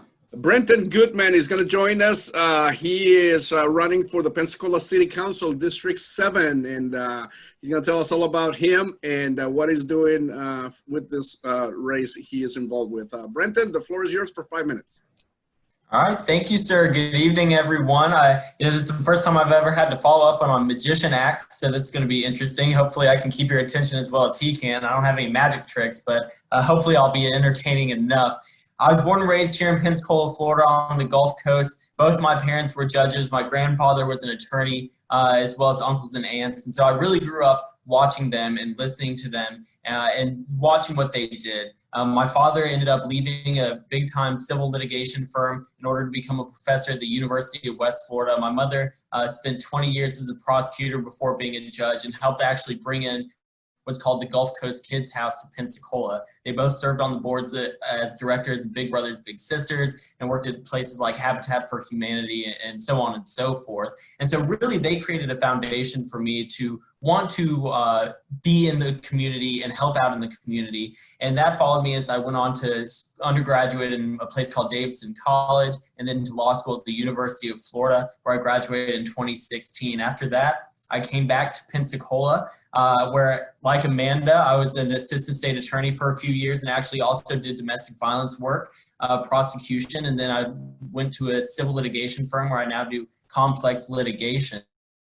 And so I've been doing that for a few years now and living in the district where I'm running from. I know there are many people here that are in Okaloosa, but the district I'm in is in Pensacola. It's basically downtown Pensacola, the western part of the city, all the way up to what's basically called Pensacola High School, which is where I went to high school. You know, my experience-wise, not only did I do a year in the mayor's office in between law school and undergraduate, but I also worked federally at the Department of Justice for the Narcotic and Dangerous Drugs Section as an intern with the Robert F. Kennedy Center for the Justice and Human Rights in Washington, D.C. And then as well, I've worked in other jobs, such as with interning for federal judges. So I really bring some experience to the table, or try to at least, but what I'm looking to do is simply make Pensacola accessible, affordable, and desirable for everyone. As many of you may be aware, Pensacola is really, in my opinion, starting to grow and grow nicely. And with COVID-19, it's going to create some challenges, but I'd like to see that growth continue on westward, but in a manner that's not like before, in a manner that actually helps the people of District 7, where we have pockets of poverty, where we've had to have a few CRAs created. And so I'm hoping to try to create more affordable housing, try to bring in projects like those that Peggy Brockman was talking about with United for a Good Cause, or with what Kevin Reeves and Willie Farrow were talking about, and bring in programs that can help our children and our young adults not only prosper in the area, but create wealth themselves. And I think that's very important for our minority communities that have lost that. So what I'm going to do is I'm going to open up the floor to questions to anyone who has it, but I'm certainly going to put my information on the chat. You can find me at votebrentongoodman.com. I have my Facebook link up there, my Twitter link up there. No one looks at my tweets anyway, so probably won't find me on Facebook. But I have my cell phone number on my Facebook, so feel free to give me a call. My whole thought is that I'm trying to be a different type of politician, that I'll actually talk to people, and even if we disagree, still have a good conversation about it. So whether I'm elected or not, I'd love to hear your opinions and thoughts about how to make Pensacola and really all of the Panhandle better. All right. Thank you very much for taking the time to be with us, Brenton. I appreciate that. And does anyone have any questions for Brenton? Peggy, I know obviously Escambia County is involved in the Hope Squad, correct? Yes, they're launching the pilot program in 2 middle schools to start with. So Brenton, we hope if you get an office there that you will be a voice in the community to help stop suicide in young people. Definitely. Love to. Peggy, which 2 middle schools are you guys starting your pilot programs? If you don't mind. Ransom and Brown Barge, Okay. and Ransom. Yeah, well, I mean, neither of those are in my district, but Peggy, certainly whether or not, I would love to help. So please feel free. My information will be on the website, and I'll post it, my cell phone number as well. So if you need anything, need to talk to anyone in Pensacola, feel free to reach out. I mean, I'm sure you have plenty of contacts, but I'd love to help however I can, even if it's just manpower. Well, the man that works for the mayor will be a great contact for us, Brenton. So I'm sure Peggy will be contacting you on this. Any questions for Brenton? All right. Well, thank you very much. I hope you stay with us, Brenton, and listen up to a couple more things we're going to close it out with. We're also going to make a big announcement today. I also invite you, Brenton, and everybody that is here who may not know about what we do to join us.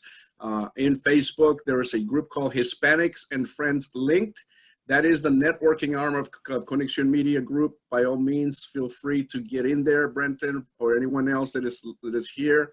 And until Facebook says otherwise, plug your stuff, plug your business, plug your nonprofit, plug your election, your race, anything that's going on.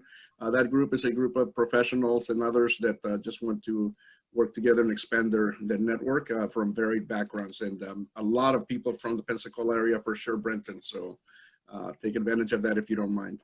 Okay. All right. What we're going to do now is I'm going to open it up for the elevator speeches from anyone that has not spoken that would like to do so. I know we got Luisa. Are you still up? Luisa Henkner from Stepanoro. David?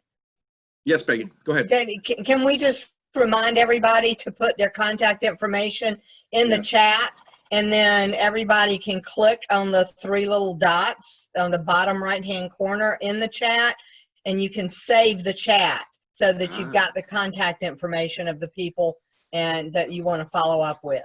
Yeah, definitely. Exactly. Go ahead and do so as you are with us, and take advantage of those 3 little dots there that Peggy just mentioned.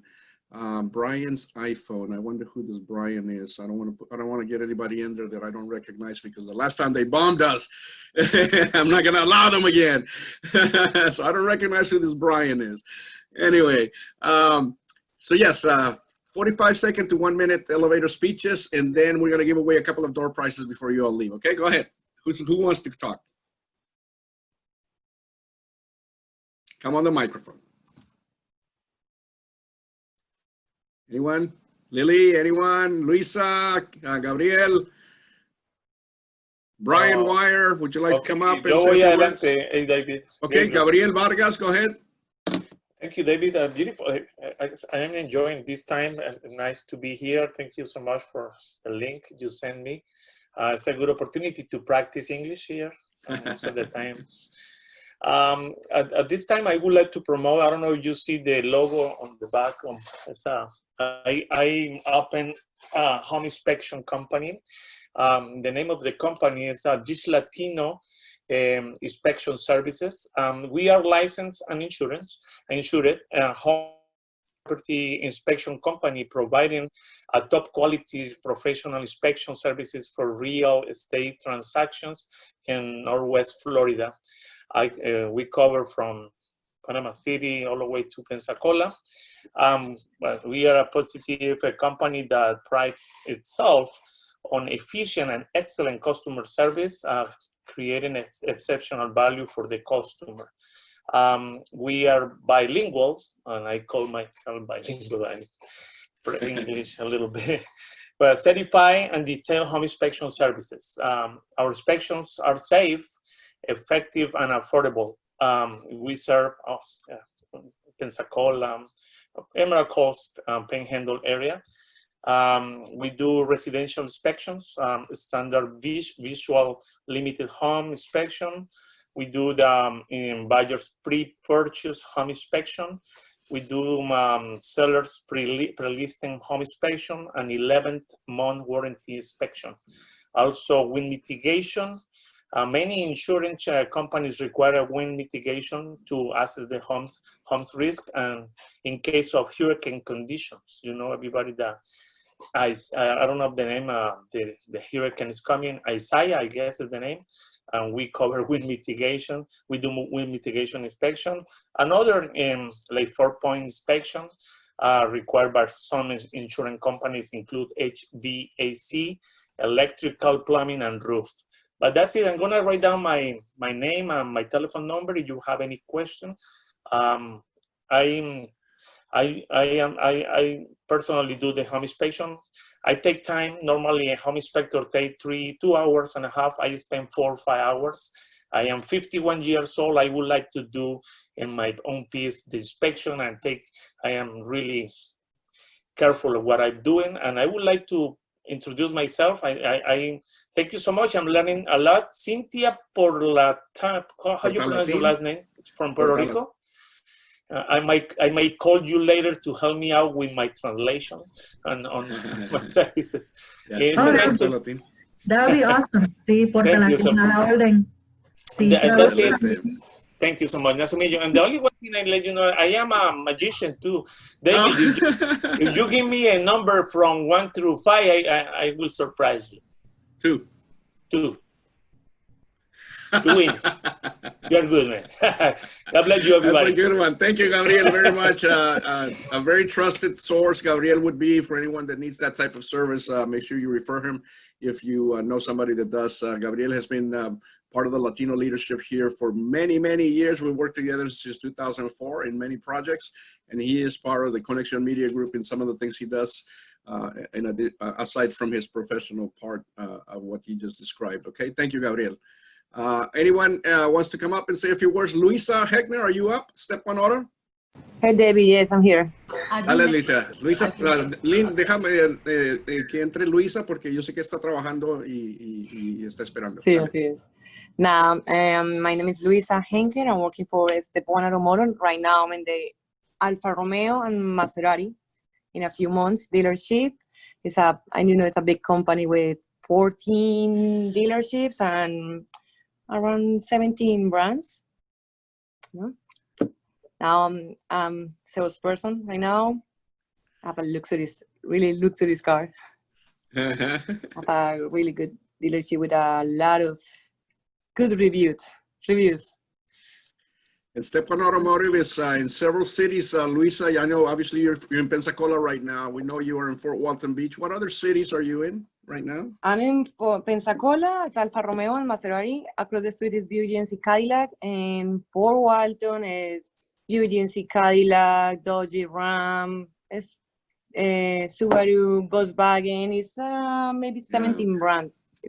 You bet. Step One Automotive, one of the biggest companies here in the region now, and they do a lot of great stuff for the community. Yes. I know Fernando Arellano, the CEO, is very involved with Dr. Paul Hsu and many of the things that he does, the chamber, and I know you are too, Luisa. So we thank you for coming on. And if you need a car, Step One Automotive, okay? Yes.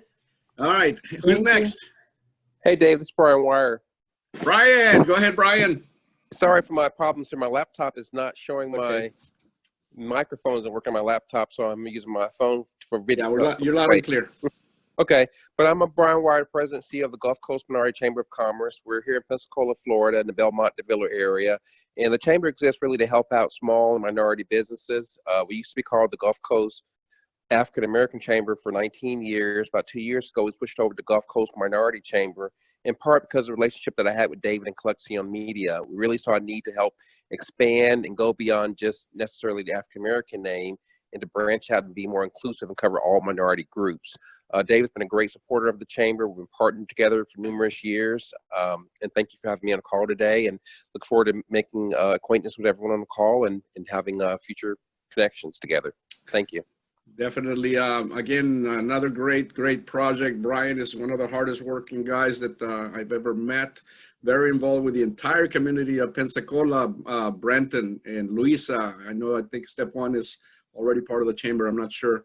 Lily, I know you're not too far. You're not too far from Pensacola in Fairhope. So to expand your network, to expand your contact network, the Gulf Coast Minority Chamber of Commerce is going to be a great thing to be part of. Gabriel, same thing. Okay, so keep that in mind, guys. The chambers are very powerful to help grow your business, okay? It's a very important thing to be part of and get involved in the events. I know the events, you can test them out, right, Brian? In other words, you don't have to be a member to start attending events and see how it goes, right? No, definitely. You can send me an email and I'll add you to our contact list. We have about 225 members and over 1,000 contacts. Those are people who get the emails, they get the newsletters, they see what's going on in the community. We have a lot of virtual events in the past, but we're having more coming up in the future. So just contact me. I'll add you to our list and you can see what we're having, what we're doing in the community. And the same thing, Kevin Reeves and Willie, this is a regional agency, okay? And I know that the people that you are serving are a lot of minorities, you know? So keep the Gulf Coast Gulf Coast Minority Chamber of Commerce in mind. It is a lot of African-American business people are part of it. A lot of, Hispanics are coming in and growing, and other minorities, because Brian has been doing some great job of outreach to the multicultural community. So there's membership from all backgrounds, all ethnicities, colors and races, okay? So thank you, Brian, for coming in, and thank you for all the great stuff that you help us out with, okay? Thank you, Anyone David. else? Anyone else coming up? Hello. Lily, go ahead. Yes. Hello. My name is Lily Datcher. I'm owner of the Studio 98. Studio 98 is a studio for learning Latin music. Learn the adult to all the age.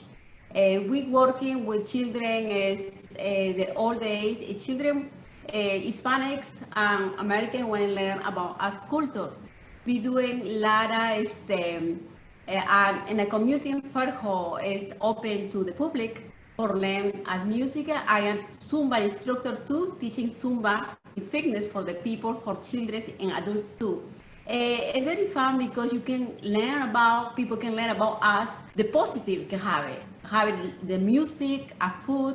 We make parties too 1 month, not right now because it's closed for coronavirus, but it's be open when everything happens, I hope so. You're welcome to visit the studio when it be open. I do like a virtual class right now on my page, http://lilyd.zumba.com. I put all the information, all the classes. I enjoy a lot of musicians. I'm not a musician, but I'm a dancer. I want everybody to get dancing for less than 30 seconds. We doing some salsa or merengue que we find Oh, here. you're gonna dance for us? Is that what you said? Okay, go ahead. Everybody be dancing with me. A ver. Is it a Zumba or a salsa or what? En la punta. Ah, La Punta, that's Honduras. Yes. I'm Peruvian. Mr. Kevin Reeves, I don't see you dancing, sir. I see you sitting down and hanging out over there in Crestview. Look, you can do like that. Now, Brian, I see you just sitting down there, but I know your camera went away or something. Okay. Yeah. Yeah. That one is good for the core, this part. So simple.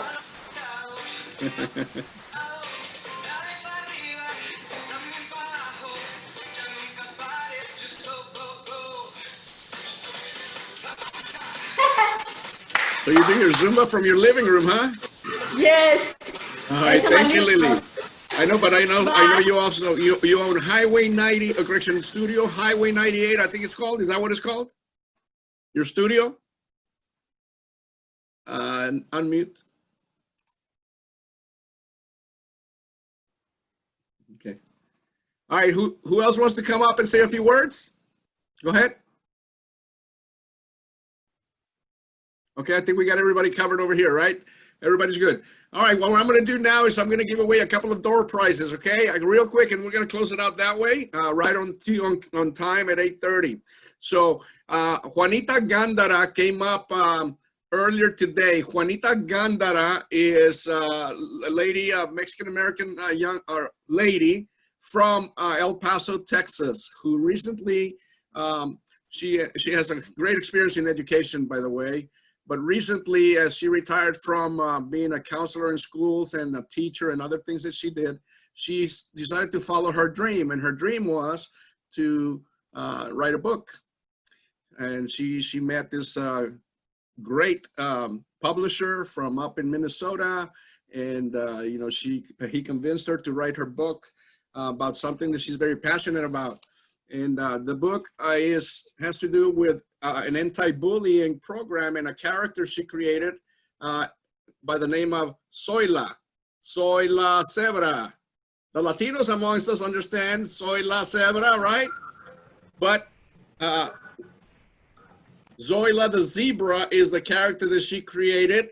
And Zoila the Zebra's wow is basically the way that she is using a children's character to get the word out and teach kids about anti-bullying, how not to be bullies. And the wow part is the words of wisdom from Zoila, okay? So what I'm gonna do right now is I am going to post the website for Zoila the Zebra, and I'm gonna give away one of her books. It's signed by Juanita, and the way I'm gonna give that away is you don't have to do it now, but you can text me if you have my number. If not, you can post it as soon as you find it. The name of Zoila's best friend and what type of animal he is. So you post the name of Zoila's best friend and what type of animal he is in the chat, and you're gonna win one book signed by Juanita of Zoila the Zebra's, her first book of many to come, because they're already working on several other ones. And again, this has to do with an anti-bullying program that she has created and she's offering throughout the El Paso, Texas area. And you're gonna learn about Juanita also in her website. I just placed it in there.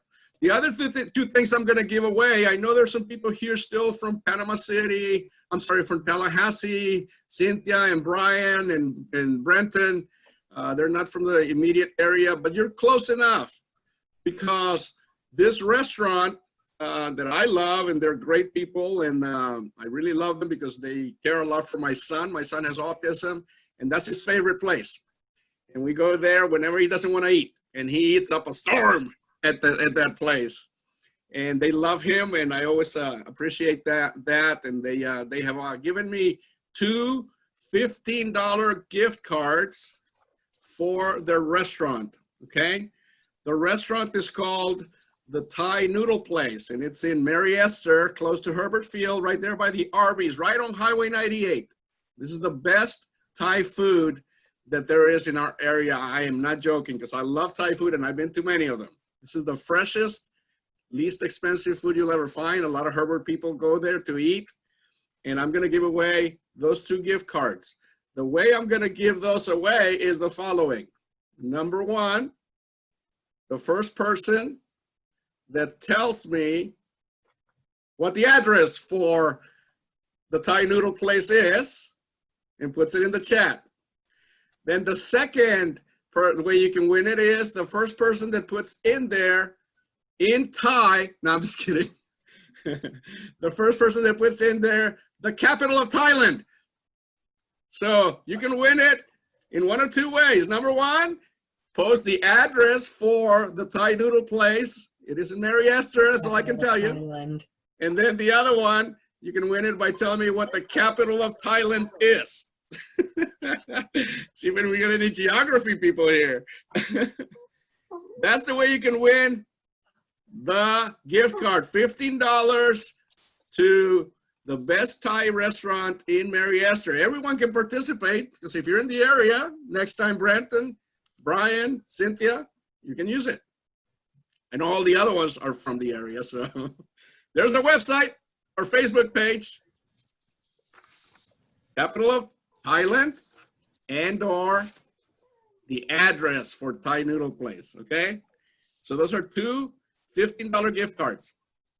And then the other one is the book, which, you know, is won by, let's see, Looks like Gabriel Vargas already answered the one for Zoila the zebra.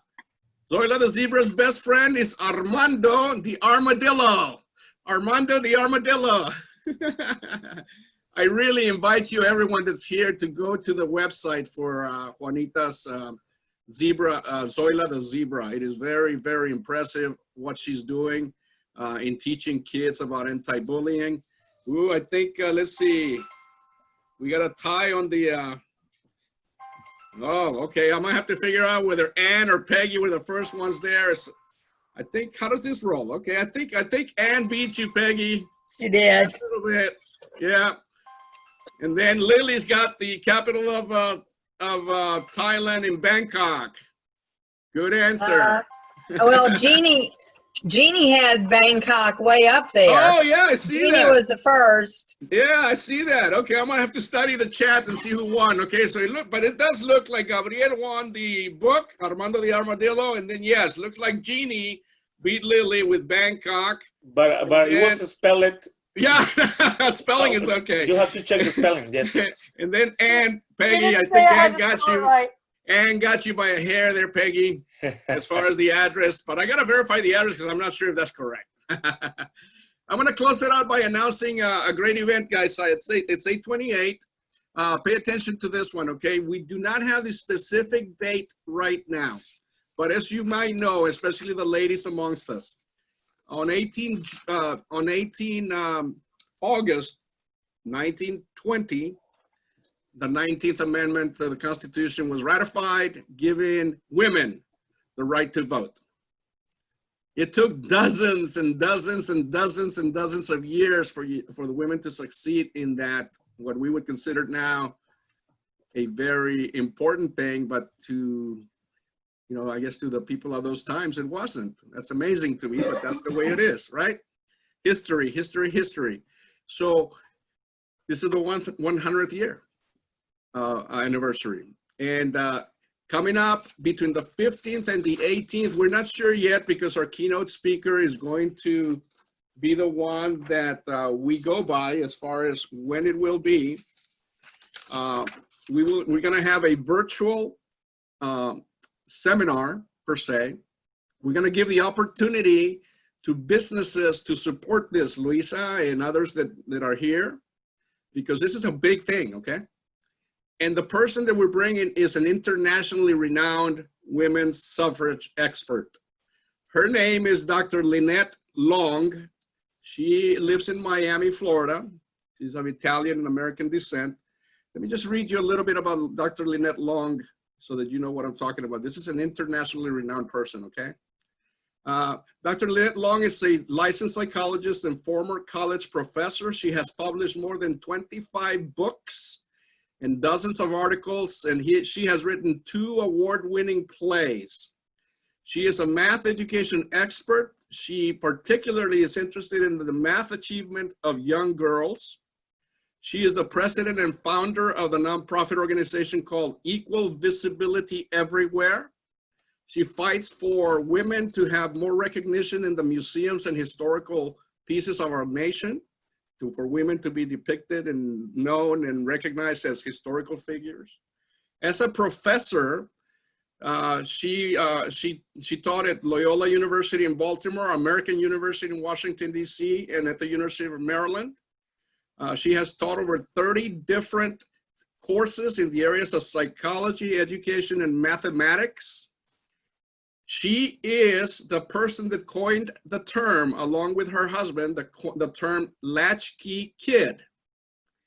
She brought national attention to the situation of kids, you know, latchkey kids, and the plight of them. You know, as you know, latchkey kids are the kids that go to school and their parents have to go to work and they come home by themselves, you know, to be by themselves. So her and her husband coined the term latchkey kids and wrote the best-selling book, The Handbook for Latchkey Children and Their Working Parents. She is a media personality. She has appeared on hundreds of radio and television programs as a child development expert, including the Today Show, Good Morning America, Phil Donahue, Geraldo, Merv Griffin. She was one of the hosts of her own show, a call-in radio show based in Okinawa in Japan, that was done by the Armed Forces Network. So she has a great relationship to the military. Politically speaking, she has written numerous editorials on American politics and published in newspapers throughout the country. Dr. Lynette Long is going to be our primary keynote speaker. We are waiting for her to tell us which date is best for her and the concept that she would like us to follow. Peggy, as you know, we've talked a little bit about it already. And the concept itself is going to be women power. Okay, it's going to be an all women whatever. Whether it's a seminar style with her being the keynote speaker or a panel discussion, whatever, it's going to be all women. Okay, so keep that in mind. I'm going to invite maybe some of you all to participate, maybe in the panel, but more importantly, to support this project. One of the other participants is going to be attorney Elizabeth Ritchie. She was instrumental in us acquiring Dr. Long because she's a friend of hers. Elizabeth Ritchie is a client of Conexion Media Group. She has been interviewed in MSNBC, CNN, CBS, Fox, Univision, Al Jazeera, and anyone that has anything to do with immigration reform or immigration issues that wants to know from an expert, they call Elizabeth Ritchie. She is based in Tallahassee. She is described as an immigration expert by all of these agencies that call upon her. So Elizabeth Ritchie is going to be part of the activity in some way. She has already accepted that also. And she was instrumental in us acquiring Dr. Lynette Long. So I invite all of you that are here listening, the ladies that are here with us, but also the men, to keep an eye out for this event. It's gonna be to celebrate the 100th anniversary of the 19th Amendment's ratification. And we are gonna open it up to other participants for the activity itself, direct participants, and then definitely to the business community to support it as a very important event through sponsorships and or donations towards something related to the activity.